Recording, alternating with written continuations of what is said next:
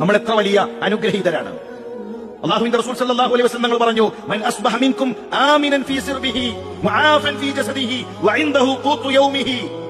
രാവിലെ ഒരു മനുഷ്യൻ നിർഭയത്വത്തോടുകൂടെ എഴുന്നേറ്റാൽ അന്ന് കഴിക്കാനുള്ള ഭക്ഷണം അവനുണ്ട് എങ്കിൽ ഫകഅന്നമ ഈസത്തു ലഹു ദുനിയ, അവന് ദുനിയാവ് കിട്ടി.